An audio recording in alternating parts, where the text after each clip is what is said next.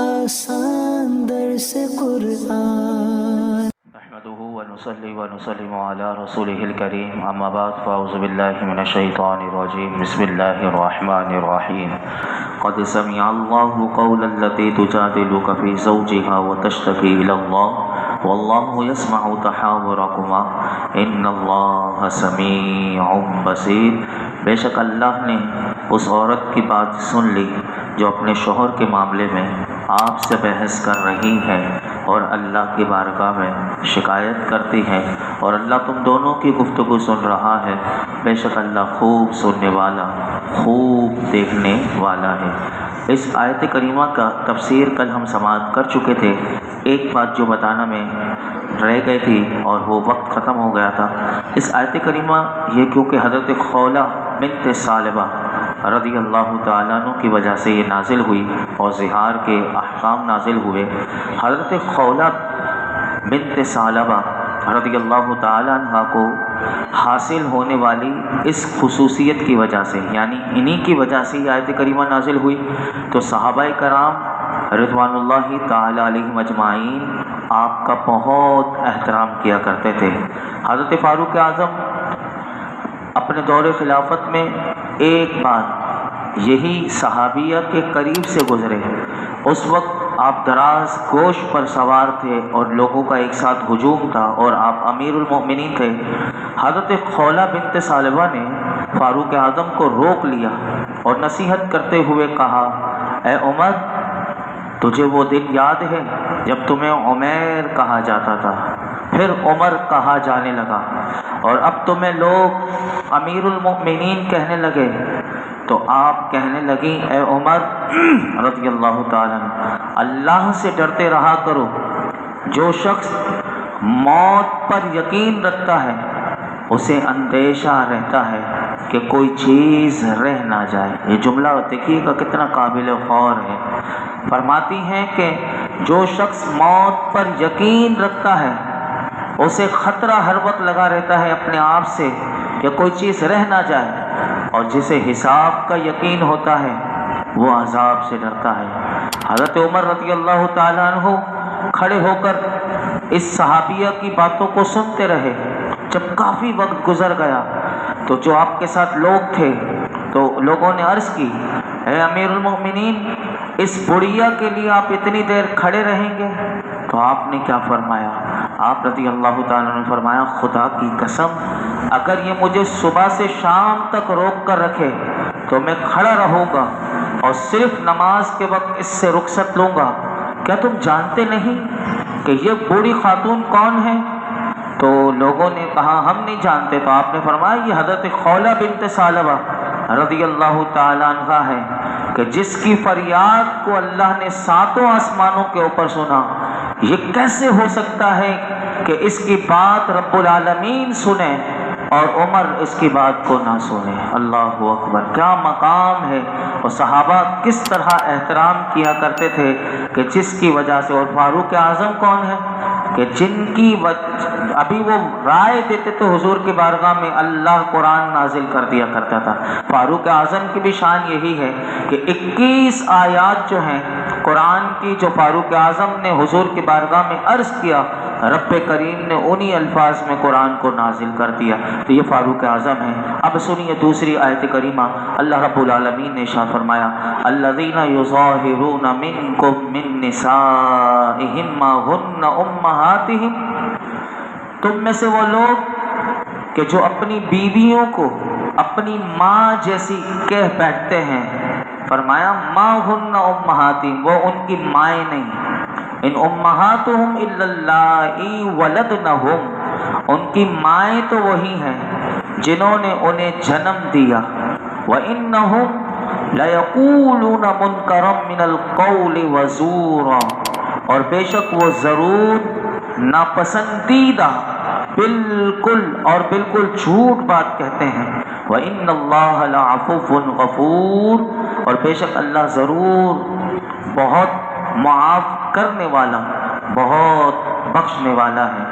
اس دوسری آیت کریمہ میں اللہ رب العالمین نے زہار کی مذمت بیان کرتے ہوئے ارشاد فرمایا کہ تم میں سے وہ لوگ کہ جو اپنی بیویوں سے زہار کرتے ہیں اور انہیں اپنی ماں جیسی کہہ بیٹھتے ہیں، یہ کہنے سے وہ ان کی ماں نہیں ہو گئی، بلکہ ان کی مائیں تو وہی ہیں کہ جنہوں نے انہیں جنم دیا ہے، یعنی جس سے پیدا ہوئے ہیں۔ اور بے شک زہار کرنے والے بیویوں کو جو ماں کہہ کر انہوں نے زہار کیا، اللہ فرماتا ہے یہ ناپسندیدہ اور بالکل جھوٹ بات کہتے ہیں۔ بیوی کو کسی طرح ماں کے ساتھ تشبیہ دینا یہ ٹھیک نہیں ہے، اور بے شک اللہ ضرور معاف کرنے والا اور بخشنے والا ہے۔ علماء فرماتے ہیں کہ اس آیت میں زہار کا ذکر ہوا اور اس کی مذمت، زہار کی تعریف سن لیجئے۔ زہار کسے کہتے ہیں دوبارہ میں عرض کر دیتا ہوں۔ مفتی امجد علی اعظمی رحمت اللہ تعالی علیہ آپ بہار شریعت میں زہار کی تعریف لکھتے ہیں کہ زہار کے یہ معنی ہے کہ اپنی بیوی کو یا اس کے کسی جزو یا جزو شائع یا ایسے جزو کو جو کل سے تعبیر کیا جاتا ہو، ایسی عورت سے تشبیہ دینا جو اس پر ہمیشہ کے لیے حرام ہو۔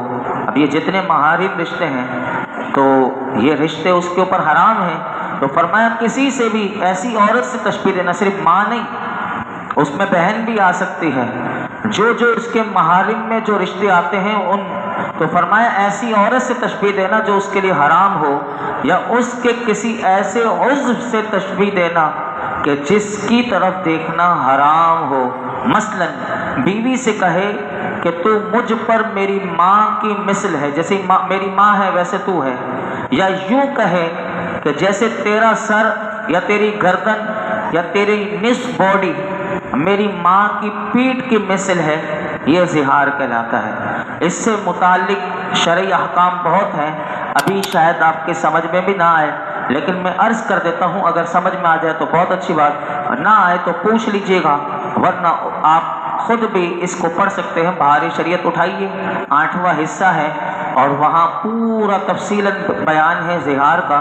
جو بات نہ سمجھ میں علماء سے پوچھیے گا، میں صرف 4 باتیں عرض کر دیتا ہوں۔ نمبر 1، جس عورت سے تشبیہ دی اگر اس کی حرمت عارضی ہے، ہمیشہ کے لیے نہیں، تو زہار نہیں ہوگا۔ مثلا جس سے تشبیہ دی وہ زوجہ کی بہن ہے، یعنی یہ عارضی حرمت عارضی ہے نا، ابھی ایک نکاح میں ہے تو دوسری بہن نکاح میں نہیں آ سکتی، بیوی کی بہن، 2 بہنوں کو ایک ساتھ نکاح میں نہیں رکھ سکتے، تو یہ عارضی ہے۔ اگر اس سے طلاق ہو گئی اور پھر وہ اس سے نکاح کرے گا تو اسی لیے وہ عارضی حرمت تو ابھی بھی قائم رہے گی۔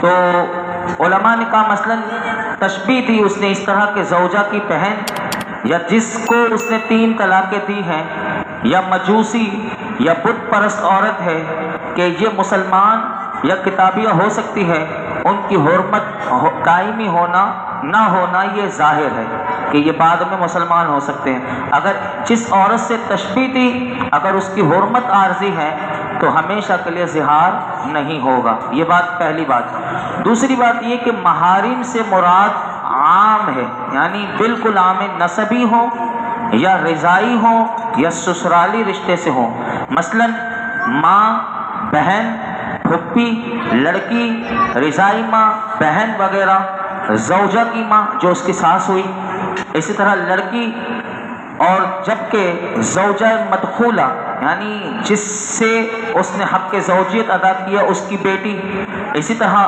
مدخولہ نہ ہو تو اس لڑکی سے تشبیہ دینے میں زہار نہ ہو، یعنی نکاح ہوا لیکن اس میاں بیوی کے تعلقات قائم نہیں ہوئے تو وہ محارم میں نہیں۔ یوں ہی جس عورت سے اس کے باپ یا بیٹے نے معاذ اللہ زنا کیا ہو اس سے تشبیہ دی، یا جس عورت سے اس نے زنا کیا اس کی ماں یا لڑکی سے تشبیہ دی تو زہار ہے۔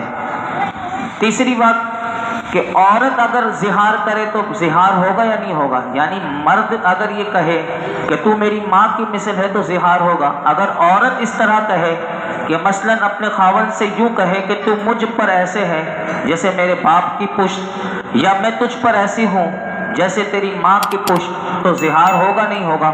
علماء کہتے ہیں زہار نہیں ہوگا، کیونکہ یہ الفاظ بیکار ہیں، لغو ہیں۔ یاد رکھیے گا، عورت زہار کا جو حق ہے یہ مرد کو ہی ہے، جس طرح طلاق کا حق مرد کو ہے تو زہار کا حق بھی مرد کو ہے، عورت کو یہ حق نہیں ہے۔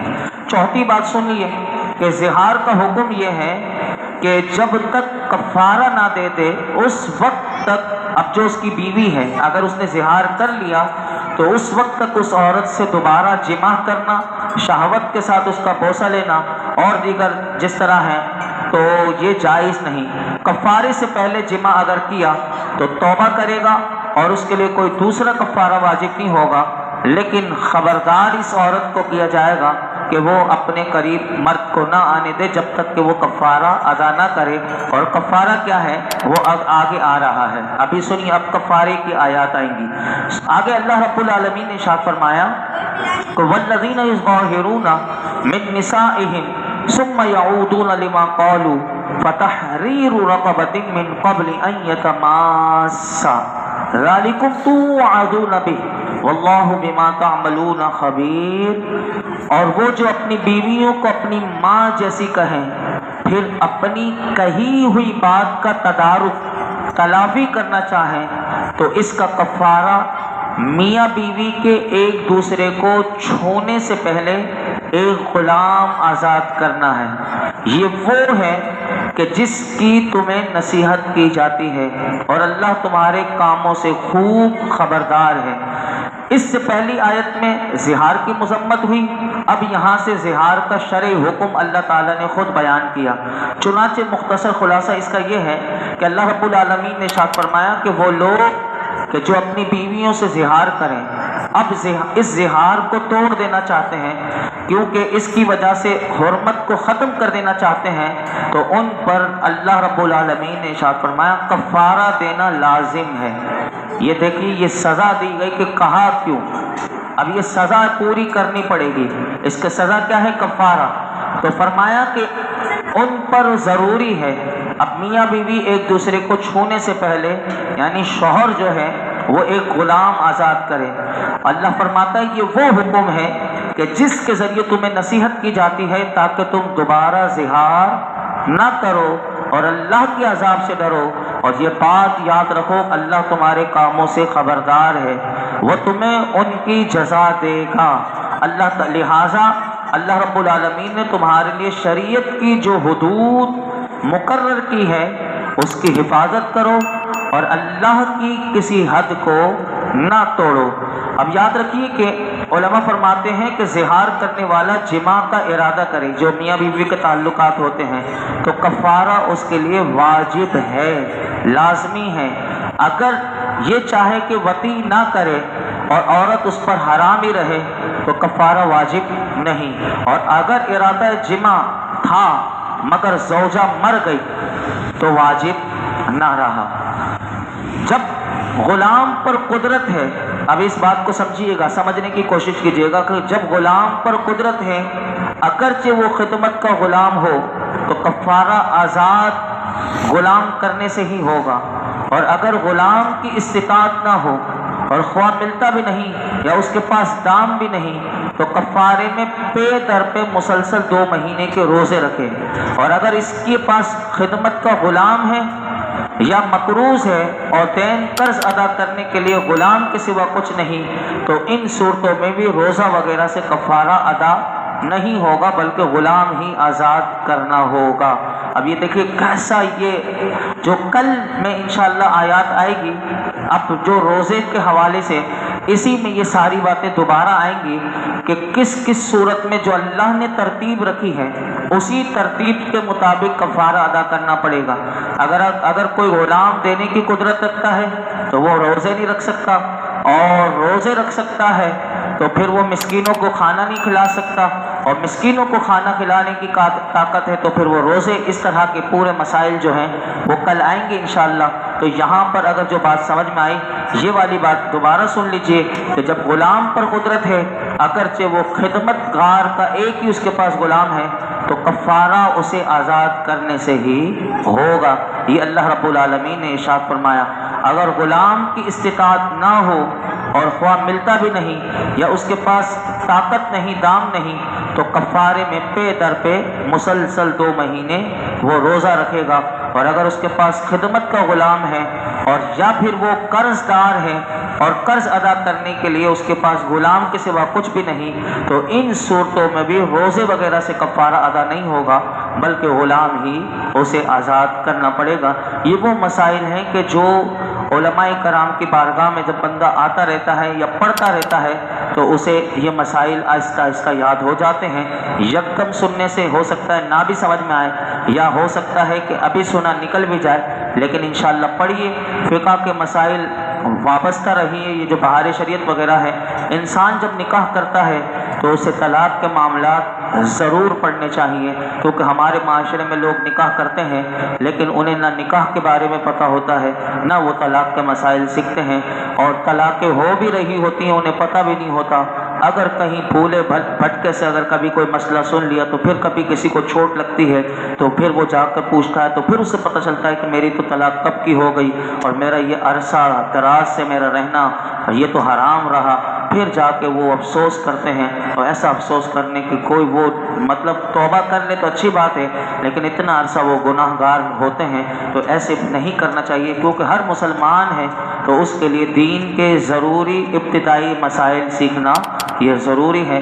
اللہ ہمیں سیکھنے سکھانے کی صحیح توفیق عطا فرمائے، ہمارے لیے سمجھنا سمجھانا آسان فرمائے، اور اللہ ہمیں دین کی خدمت کے لیے ہمیں قبول فرمائے۔ الحمدللہ رب العالمین، والصلاۃ والسلام علی سید الانبیاء والمرسلین وعلی آلہ واصحابہ اجمعین۔ یا اللہ پاک جو کچھ سنایا اس میں کوئی غلطی کوتاہی ہو معاف فرما، اپنی بارگاہ میں قبول فرما، ہمارے لیے سیکھنا سکھانا سمجھنا سمجھانا آسان فرما، ہم سب کو علم نافع عطا فرما، گناہوں سے بچنے کی توفیق عطا فرما، ہماری ہمارے ماں باپ کی ساری امت مسلمہ کی بے حساب مغفرت فرما، قول و فعل کے تضاد سے بچا، زبان کی لغزشوں سے بچا۔ یا اللہ ہمیں مولائی کریم ہمیشہ سوچ سمجھ کر بولنے اور سوچ سمجھ کر مولائی کریم ہر معاملہ اخلاص کے ساتھ کرنے کی توفیق عطا فرما۔ یا اللہ یہ جتنے حاضرین موجود ہیں درس قرآن کی برکت سے ہم سب کی دلی جائز مرادوں پر اپنی رحمت کی نظر فرما۔ وصلی اللہ تعالی علی خیر خلق محمد وعلی آلہ وصحبہ اجمعین۔